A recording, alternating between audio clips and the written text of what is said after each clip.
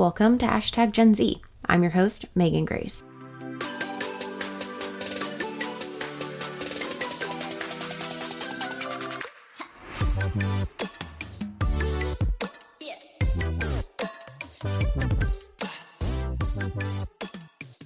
#GenZ is a podcast about, as you guessed it, Generation Z, the generation of young people born between 1995 and 2010. It's about who they are, what they believe in, why they do what they do, and what makes them different than any other generation. But who am I, and what makes me credible to be talking about Generation Z? Well, fun fact, I'm not a member of Generation Z. Just a boring old millennial. Yes, another millennial who started a podcast, but I'm a generational researcher and author, meaning I conduct research, specifically on Generation Z, with my research partner and co-author, Dr. Corey C. Miller, who you'll hear from later. I also read about just about anything that comes out about Generation Z. Thank you, Google Alerts. And I write about this topic, whether it be books, blogs, etc. Being able to do this work has allowed me to learn a lot about this awesome group of young people, and I like to call myself Generation Z's biggest advocate. With my work, I've also been lucky enough to start speaking about my research in Generation Z, and that's truly where my inspiration for this podcast came from. I've worked with a wide variety of people as a speaker, and I get some incredible questions I would have never thought of. Questions I can't seem to fit into a keynote session or a breakout session at a conference or a Q&A session, even that. Questions that I can't put a canned answer to, and questions that need more exploration.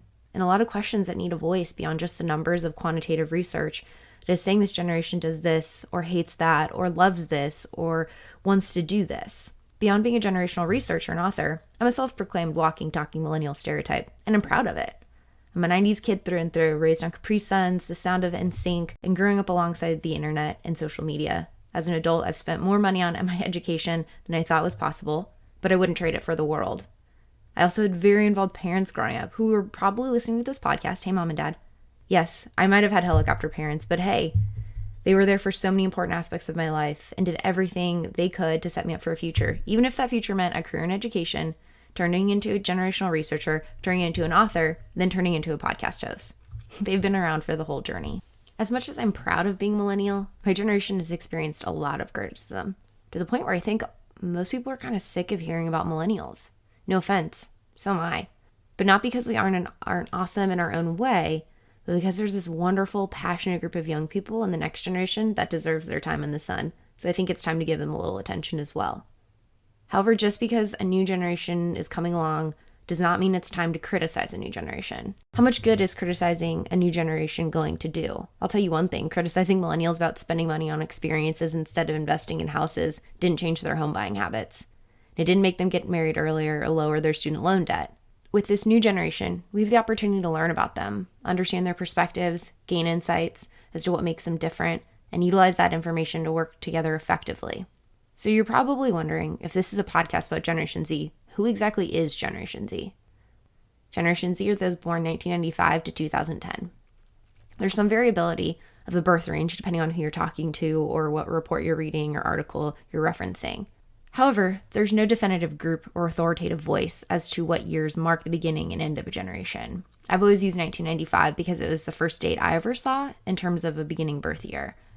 But it's also the one I see most commonly used. You'll see other firms are using 1996, 1997, but typically it's anywhere between 1995 and 1997. Being born between 1995 and to 2010 makes the oldest of Generation Z 23 this year, and the youngest would be about 8 years old. So the very oldest are just entering the workforce, and the very youngest are in about second grade. They make up the entire youth and adolescent population, and there are emerging young adults, meaning they're everywhere. They're in our K-12 schools, on college campuses, and they're entering the workplace. Some right out of high school, others are graduating from college. They're in our churches, on athletic teams and extracurricular activities, and in community organizations. They're some of your children, nieces, nephews, cousins, and grandchildren. And as you listen to this podcast, you'll probably start to see some of what I talk about in the Generation Z in your life. For me, I see these traits and behaviors in my teenage nephews, the students I work with, and the young professionals I interact with. If you're still listening, great. I hope you continue to do so. Each episode of this podcast will have a theme. These themes come from a variety of inspirations. Some are the questions that I've received from people over the years. Some are observations I've personally had, and some are coming from research and other elements that are coming out in other media today. If you have questions about Generation Z that you'd like me to explore, please let me know. That's what this podcast is all about. It's continuing a conversation about generational research. Head over to my website, meghangrace.com, and you can drop me a line. Let me know what questions you have and how I might be able to cover that in the podcast. As each episode has a theme, every theme is going to be backed by research of some sort. Sorry, you can take the data nerd away from the analysis software, but you can't take the love of research-backed conversations out of the data nerd. So yes, there will be research in every episode, but fear not, it'll be research in a digestible way meant for dialogue. I feel it's incredibly important to have elements of research backing our discussion, because without it, we're making assumptions and generalizations about a group of people, which is kind of a no-no and definitely not cool. But more importantly, each theme and episode will have a Generation Z guest, and maybe some other guests that are not Generation Z but are pretty cool. As much as I love data, the kind of data I love the most is hearing about people's stories. I'm a qualitative researcher at heart, and so I want to hear about the experiences of other people. And I want to learn more about the stories of Generation Z. You can expect to hear from some incredible young voices on this podcast. Have I mentioned how cool Generation Z is? If I haven't yet, get ready. And when we talk about research regarding Generation Z wanting to engage in entrepreneurship and start their own businesses, we're going to talk to Generation Z entrepreneurs who have started their own businesses and have engaged in these sort of ventures. They're bringing to life this research, and it's really cool to see their experiences become lived pieces of data. We'll also talk about pop culture and what's going on in society as it might relate to Gen Z. The cool thing about generations is that they're shaped by what's going on in society and what's happening in the world. Meaning current events and societal happenings can and will have an impact on Gen Z's perspectives, outlooks, and behaviors. So understanding their response and how that's going to impact their behaviors and outlook down the road is an important element of this conversation. And there's more and more research emerging about this generation. So the intention of this podcast is to continue that conversation. My co-author and research partner, Corey C. Miller, and I are able to write a book every now and then, but we can't keep up with how quickly research is coming out. And so that's why this podcast exists, is to continue that conversation and give a place for dialogue. This podcast is a place to understand research that is emerging and weave it together with the stories and voices of Generation Z. Something that I think we often miss when we're talking about generations is actually the voice of the people we're studying, sometimes criticizing. So why not have conversations with them and talk to them about their experiences and learn how both the data and the research from many perspectives is actually playing a role and playing out in their lives and experiences. Beyond understanding Generation Z and what makes them tick, we'll chat about differences among generations, the responsibility that older generations actually have in setting the tone for younger generations, and how we can utilize all of this information to work together. Thank you for tuning in to the first episode of #GenZ. I'm excited to start this journey in podcasting. I'm excited to have you along for the ride.